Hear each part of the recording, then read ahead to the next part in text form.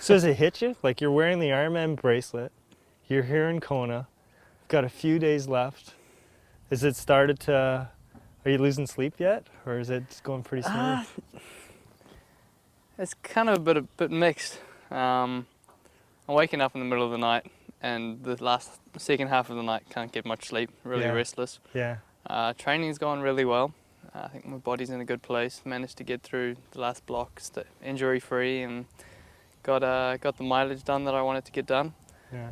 Now it's just counting down the days. And do you feel that putting the mileage and doing such a big block on the island has given you a bit more confidence in knowing all the conditions are out there, and seeing some days that are really windy and some days that are calm, and seeing all those little elements out there? Yeah, it definitely helps being out here for a while.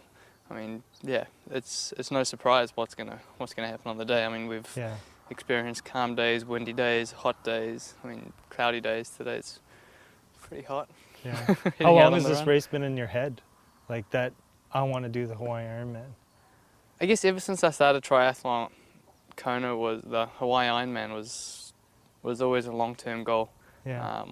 Always thought of it as this is the ultimate triathlon Ironman. This is the original here in Hawaii, and I wanted to eventually do well here. I guess the transition from the shorter stuff into this came a little bit earlier than what I expected, but no regrets. I'm loving it, loving being here, and really looking forward to the race. Yeah, you're definitely part of that new generation, the younger, fitter, faster guys that are, I think, this generation. No, I totally think that your clan, particularly you and yourself, you've got that speed that a lot of us never had. So you can actually elevate it and push the beginning of the races. You know, a lot of the older guys like myself that were racing, and even Craig's getting a little bit older, and Chris MacCormack is getting a little bit older. We don't have that punch anymore. So it's kind of like they're back end racers, while you might be like, you've got that speed at the start, the speed of the bike. Do you think about that? Like noticing what, you'll be starting the bike and you'll be like, why are we going so slow? And then the end of the bike, you're like, why, would you pick it up? Well, in reality, they kind of held back a bit because they can't go much faster. Well, it's changed the racing styles. I mean, there's a lot of shorter guys like Chris, Craig, myself, Andreas. I mean, a lot of the guys who are in that front bunch are coming from ITU backgrounds where you have to be a good swimmer. Mm-hmm. So everyone's swimming's up there. I guess the bike is, I mean, it's not an ITU race, but there is not less emphasis, but I mean, you're like, in your day, the bike was hard. It was time trial. Now you look at Stadler, Chris Lieto, Bozzone, they go off the front, and the main guys, they don't worry about it. They let them go and worry about that on the run.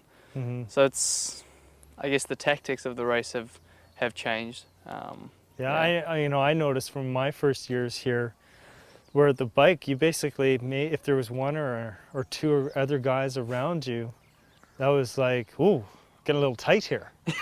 Until the last few years of racing, it's like 15 guys. Yeah. And then you start the marathon and it's a full-on drag race.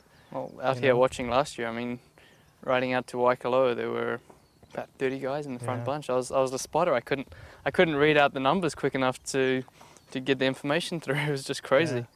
As being such a strong cyclist, do you kind of say in the back of your head, if I see that, I'm going to get out of there, or I'm going to watch because it's my first time. I'm just going to kind of hold back and watch as the pack develops. Have you thought about that, or just go by? Well, how you said, I'm a strong cyclist. Yeah, I think over 90 Ks, I can handle 90 Ks well now. I've developed into a good half Ironman athlete. Mm-hmm. But the 180 Ks, I mean, I'm still 24. I got a little bit of time still to get that right. Both Taupo and Germany, I struggled a bit the second half of the bike. Uh-huh. So I think, I mean, the racing experience is great for it. Getting out here, doing the race, and getting a few Ironman under my belt is definitely going to help that. And I think the strength that comes with training and with years of experience will come around. Yeah, I know for me, when I first started racing Ironman, it seemed like I could race to about 7.5 hours. And then eventually I could race to 8 hours. And then eventually I could, I've watched many finish lines when I'd still be walking around. I'm just like, you still had more in you. Why didn't you go harder? Well, in the beginning I didn't have that. So Yeah, that is a really smart analogy that you're thinking of. Like, yeah, I don't know if I have 180K of racing in me yet, so I'm going to watch a little bit more rather than see you later, suckers. That's the big thing. Kelly, my partner, she says to me, I get quite emotional sometimes and react emotionally, and she says, you can't do that. You can't react emotionally, and that's probably the biggest thing that I have to remember, because if someone goes up the road, you don't want to let them go. But you have to, instead of making a spur of the moment decision, you have to think about it and analyze, hey, if I follow him up the road, what's going to happen in an hour's time? Am I going to pay for it? Or so it's got to be smart and just work through it slowly. I remember when I was racing, there was always a bunch of guys that would just be redlining to keep up. And you just have to be patient. In another hour, they'll be gone. And sure enough, but they were just, pulling in front of you and just chaos. And you're just like, just chill out. They'll be gone in an hour. And sure enough, half the pack is gone. But it's hard. It's exactly hard. You're just like, I just want to downshift 2 gears and get the hell out of here. So. But it's just. Yeah. Speaking of downshifting, how's the new shiv? Yeah, It's quick. I jumped on it the first time. We got it down here at end of August. And as soon as I sat on it, actually as soon as I lifted it out the box and just felt the weight, it was just, this is it. This is the bike. Hopped on it the first time and was even just riding around our little driveway and it just felt fast. Wow. See, I felt that way about the transition, and I hear you speak like it's even beyond the transition. Who knows? You might make a comeback still. The transition's a great bike. I love riding the transition, and sometimes, just practicality-wise, I still wish I was riding the transition more. Yeah, the shiv looks like it's a big pain to travel with.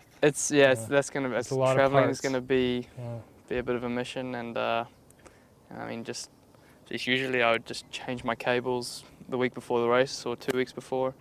I've been sitting there watching my bike for the last 10 days going, might wait for the specialized mechanics to get here before I tackle that. It could go sideways pretty quick. And then you don't have a bike for a few days. Speaking, do you train on a triathlon bike, like a triathlon position, like most of the time, or do you balance it out with a road bike as well? Yeah, no, most of the time pretty specific on the tri bike and the tri position. Try to do most of the work in the aero bars. Kind of off season, like a month after our most Ironman races, jump on a road bike, jump on a mountain bike, just have some fun. Do you have power meters and all that on your? I train with the SRM. Okay. So just storing the data and. So do you have one of those fancy SRMs with the S-Works cranks and all that? Oh, on the S-Works cranks, all wireless and nice and clean. Wireless, eh? Yeah, I've been out of the sport too long. I used to have trouble with the little meter there, the sensor that picks up on your crank, and you had to have it just right with the wires or it wouldn't pick up. Is that still there, or is it pretty effortless now? We still have you can just put any magnet underneath your bottom bracket.